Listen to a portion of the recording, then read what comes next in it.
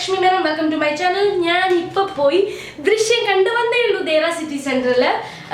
I'm so excited right now. അതുകൊണ്ടാണ് ഞാൻ ഇങ്ങനെ തലയിൽ ഇതൊക്കെ ഇട്ടിരിക്കുന്നത് because I'm having a bad hair day. എന്നിട്ട് ഞാൻ വിചാരിച്ചു എന്തായാലും വീഡിയോ ഇടണമെന്ന്.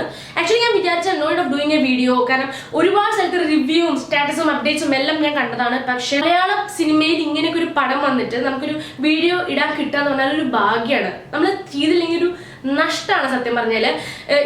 അത്ര നല്ലൊരു എക്സ്പീരിയൻസ് ആണ് ദൃശ്യം നമുക്ക് തരുന്നത്. വെളിയിൽ ഇറങ്ങിയിട്ട് ധൂം 3 പോസ്റ്റേഴ്സ് കണ്ടപ്പോൾ എനിക്ക് ധൂം 3 ആൾക്കാരോട് പറഞ്ഞത് കണ്ട് പഠിക്കണം ഞങ്ങളുടെ മലയാളം സിനിമ.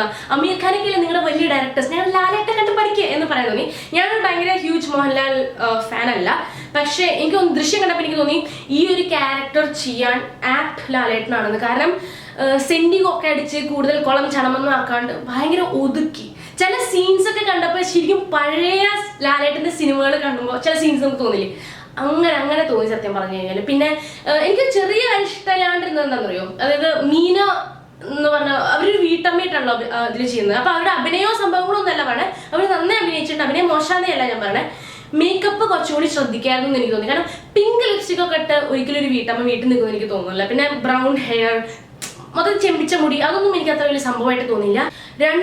രണ്ട് കുട്ടികളും അസലായിട്ട് അഭിനയിച്ചിട്ടുണ്ട്. പിള്ളേർ നന്നായിട്ടുണ്ട്, എസ്പെഷ്യലി ഇളയ പെൺകുട്ടി നന്നായി അഭിനയിച്ചിട്ടുണ്ട്.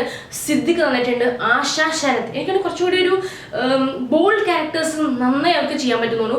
റോഷൻ ബഷീറിന് കുറെ കാലത്തിന് ശേഷം നോട്ടീസ് ചെയ്യപ്പെടുന്ന ഒരു ക്യാരക്ടർ കിട്ടിയിട്ടുണ്ട്. Kalabhavan Shajon amazing performance. ഒരു സ്റ്റേജിൽ ഇറിറ്റേഷൻ മൂത്തിട്ട് എനിക്ക് സീറ്റിൽ നിന്നിട്ട് ഇടി കൊടുക്കാൻ തോന്നി. അത്ര ഇറിറ്റേറ്റിംഗ്, അത്ര വെറുപ്പിക്കലായിരുന്നു കലാഭവൻ ഷാജോൺ. ലാലേട്ടൻ ഒരടി പോലും തിരിച്ചു കൊടുക്കാതെ എല്ലാ കയ്യടിയും ഈ സിനിമയിൽ കൊണ്ടുപോയിട്ടുണ്ട്. Jeethu Joseph, hats off to you. Very well made movie. അവസാന ഷോട്ട് വരെ all our questions are answered. പിന്നെ എന്താ പറയാ, ഒരുപാട് ആഡംബരങ്ങളില്ലാതെ ഒരു എഫേർട്ട് ഇല്ലാതെ ന്യൂ ജനറേഷൻ ടാഗ് ഇല്ലാതെ അല്ലെങ്കിൽ ഇംഗ്ലീഷ് മൂവീസ് കണ്ട് ഇൻസ്പയർഡ് ആയിട്ടുള്ള കട്ട്സും ഗിമിക്സും ഷോർട്സും സംഭവങ്ങളും ഒന്നും ഇല്ലാതെ മലയാളിയുടെ മനസ്സ് അറിഞ്ഞെടുത്തൊരു പടം. ഞാൻ അത്ര എക്സൈറ്റഡ് ആണ്. ഓക്കെ, ഞാൻ വേണമെങ്കിൽ രണ്ടാമതും കാണും കേട്ടോ ദൃശ്യം. അത്ര നല്ല പടമാണ്. ഞാനിങ്ങനെ ചാടുന്ന കണ്ടാലും തെറ്റിദ്ധരിക്കണ്ട. I am super excited. It's a clear outstanding movie. Solid great performance by Lalettan. Brilliant screen play.